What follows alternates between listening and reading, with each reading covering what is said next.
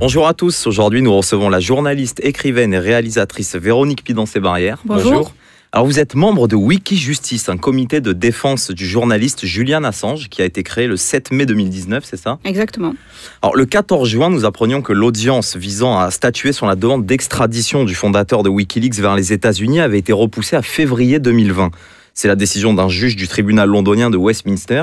Oui. Pour rappel, Julian Assange risque très gros si la justice américaine parvient à lui mettre les mains dessus, car Wikileaks a révélé des informations extrêmement sensibles au public. Oui. Alors pour commencer, pour ceux qui ne sont pas bien au fait de l'affaire Assange, quelle révélation doit-on aux journalistes de Wikileaks? Alors on doit le collateral murder, qui est un crime de guerre qui a eu lieu en Irak, qui implique des journalistes, des civils, dont 2 enfants, 2 journalistes de Reuters.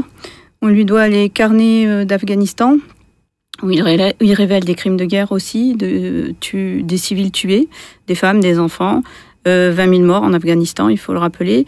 On lui doit aussi la révélation que la fondation Clinton a financé Daesh. On lui doit les Macron Leaks, on lui doit tellement de choses qu'on ne sait plus. Enfin, beaucoup de choses qui impliquent des puissants à tous les niveaux, que ce soit des financiers, des hommes politiques, des femmes politiques, des juges. Voilà.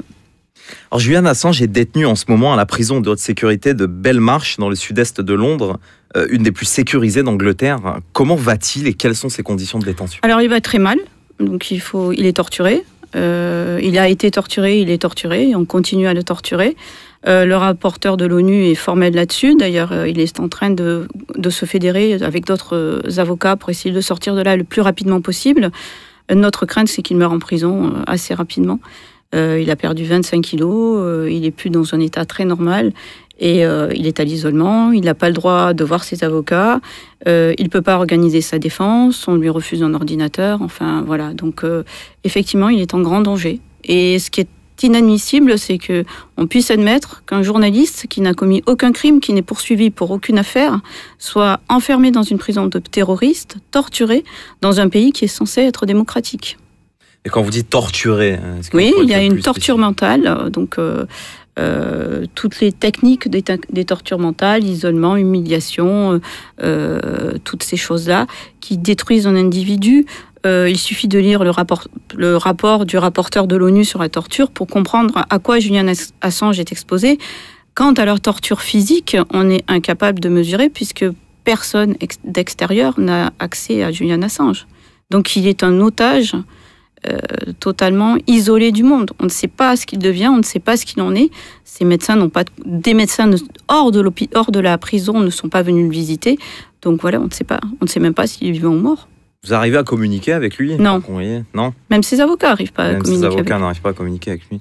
Alors, dans les communiqués publiés pour la création de Wikijustice, vous avez des mots très durs pour les gouvernements des États-Unis, de l'Angleterre, de la Suède et de l'Équateur, pour des raisons différentes. J'aimerais que l'on s'arrête un peu sur les accusations de viol dont Julian Assange fait l'objet, pour lesquelles il est dans le viseur de la justice suédoise, parce que c'est quelque chose qui ressort très souvent quand on parle de l'affaire Assange. L'enquête a été rouverte après avoir été abandonnée.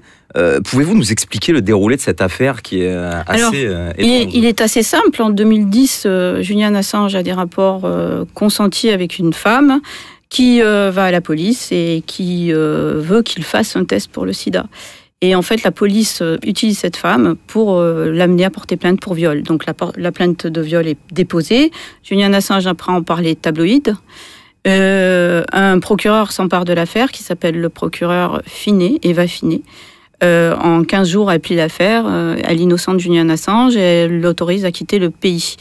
Seulement quelques temps plus tard, quelques semaines plus tard, même pas, quelques jours plus tard, un autre procureur qui s'appelle Marianne Ny rouvre l'enquête sans raison et demande à Assange des explications. Il reste sur place 5 semaines de plus et puis finalement elle le laisse partir en Angleterre. Et puis une fois qu'il est en Angleterre, elle déclare oui, un mandat international contre lui, qui est d'ailleurs signé par une agence américaine, ce qui est assez étonnant. Et à partir de ce moment-là, elle va faire traîner l'affaire pendant presque 6 ans, oui, à peu près, pendant 6 ans.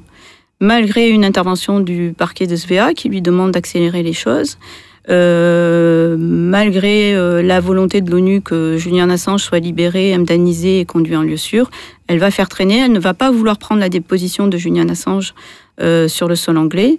Lui veut bien aller en Suède, mais à condition qu'on lui assure qu'il ne sera pas extradé aux États-Unis. Voilà, vers les États-Unis. Donc il faut bien comprendre qu'à ce moment-là, Julian Assange, c'est l'homme à abattre. Il y a déjà une chasse à l'homme qui est diligentée depuis les États-Unis par l'administration Obama, avec Hillary Clinton à la tête du secrétariat d'État. Donc on imagine bien que ses ennemis étant ceux dont il a dénoncé les crimes étant sur son dos, il risque gros, il ne peut pas prendre le risque d'être extradé aux États-Unis.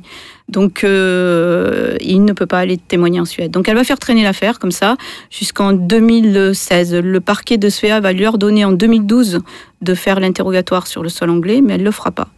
Donc, et en 2016, elle clora l'affaire par manque de charge, ce qui est normal puisqu'il y a eu innocentement au départ et conclusion qu'il n'y avait pas eu viol. Alors il faut bien comprendre, hein, Julian Assange n'est pas accusé de viol, Julian Assange n'est pas poursuivi pour viol en Suède. Juste une enquête préliminaire, la 3e, c'est-à-dire pour prouver qu'il y a eu crime ou pas, a été ouverte. Oui, elle a été, voilà, c'est encore... voilà, alors je ne sais pas si vous... Enfin, moi je suis une femme, je trouve que si on se battait un peu plus pour certains violeurs en France, on comprend très bien qu'on